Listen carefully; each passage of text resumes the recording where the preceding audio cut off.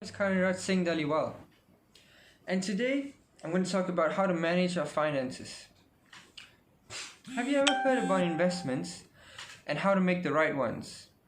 Have you ever thought that maybe you're not putting your money in right places to grow? Money is something we can all agree on is a necessity worldwide, and to have more of it will be an added advantage to purchase all our basic needs and things we want. So, the world population as of today is 7.78 billion people, and even though the birth rate exceeds the death rate, the cost of living keeps rising. So in order to have the life we want, we need to make the right investments at the right time. My uncle is a businessman who made a success in the marble industry. He told me that in order to be successful, you must always work smart, not hard. As the popular saying goes, money makes money, which is very true. You put money in the right places, you get more back. So, for today's topic, I'm going to talk about how to manage our finances in a better way in order to see it grow and achieve financial freedom. The main points that I will be explaining today are active income and passive income. Active income is usually a main source of income, which determines how much purchasing power we have to buy goods and services, or we can put them into investments. Well, that's the first kind of income you get after you finish your education, right? So, most people make the mistake of not putting aside at least 40% of their income which they actively work for. 9-to-5 jobs are not for everyone's dream. Well, I wouldn't want a 9-to-5 job, right? And neither do you if you want an extraordinary income. So, in order to live your dream, you must first be financially free. People often talk about being financially free, but do they know the real meaning of being financially free? No, they don't. See, the first few methods that you can go there, well, with just your active income. On the side, you could teach tuition, setting up an online business, having consultancy classes, and they all require your mental and physical effort along the way. As a conclusion, everyone starts with earning active income until they have enough saved up to invest in passive income. Now this is the part where you can watch your money grow while you're sleeping. Now this is the most beautiful part practiced by several very, very successful men and women around the world, known as Bill Gates, some of them, Steve Jobs, and well, we all know who's Mark Zuckerberg. So, passive income is where you continue to get paid even after the work is done.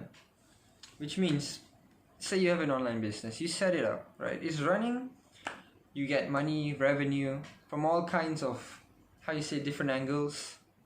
As in, you get to, coerce with ads, with other sort of services people provide on your website, and they pay you kind of a royalty, monthly fee, weekly fee, based on how much they want to publicize it.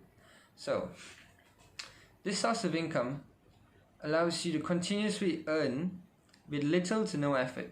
People often make the mistake of keeping their money in banks, which provide them with a very, very low interest rate, and some who even keep cash at home, which is very dangerous. I don't advise that.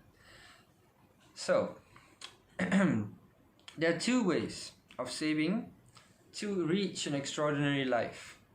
And if you want that kind of life, well, there's always extraordinary risks.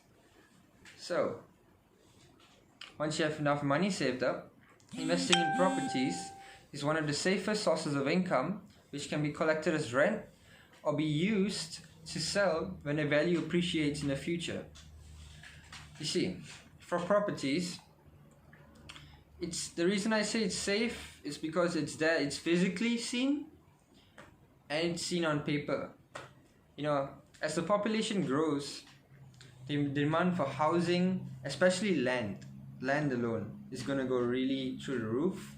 And if you happen to own a large piece of land at that time when people are really, struggling to even purchase a small piece of land, that's where you added your value over the years. And when you sell it, you get back a lot more than when you first bought it for. So, some other examples of passive income are fixed deposits, which you put in a bank. They give you higher interest rate than savings, but you can't take that money out. Well, that's alright if you have a lot of money to put in them. Unit trust funds, you have to invest in different various types of unit trust funds, but you have to also assess the risk and the broker that you're working with. So being a shareholder in several companies, this is where you get dividends every month, quarter, half, yearly, but you keep getting back the money that you put in. And it doesn't affect your original amount, but it also depends on how well the company is doing. And for, franchises, yes, you do have to put a bit of effort in, but once you start getting it up and running, you can employ managers and you earn your passive income from there, like 24-hour franchises. I mean, you're literally sleeping and people are buying your products, the company's products, but you're a part of the company, so part of the income comes to you, and a certain amount goes back to the company you're franchising from. So, the last one I would like to talk about, one of my favorites, is the investment policy. You see, insurance policies, investment policies, they have a different rate of earning income for you. But the thing about these policies is you only pay for a certain amount of time, certain amount of years, and after that, your money keeps growing and growing and growing, and you don't have to pay monthly anymore. Because you give them the sum, and with that sum, they're going to use it to invest in several other places to get you back more than what you put in.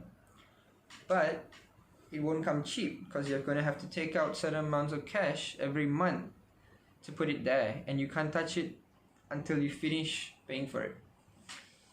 So, the amount of return on investment you make depends on how much of a risk you take in order to achieve those results. You want big results? Take bigger risks. It's very simple. Not exactly, but you'll find out. So from my presentation, the audience can learn to practice some of these methods to better manage their finances, which will lead them to success and financial freedom. But most importantly, giving opportunities to those who want to be the leader of their own lives. I truly hope that everyone can achieve their financial freedom and pursue their goals and dreams that they are so destined for and so much deserved. Because you work hard all your life, you work, day and night, now get enough sleep, rest, things to provide for, family to provide for, yourself to provide for, most importantly. And don't tell me you don't want to have that time to relax and not worry about money at one point. The only thing you have to worry about is how to spend your time. Well, that's when you're financially free.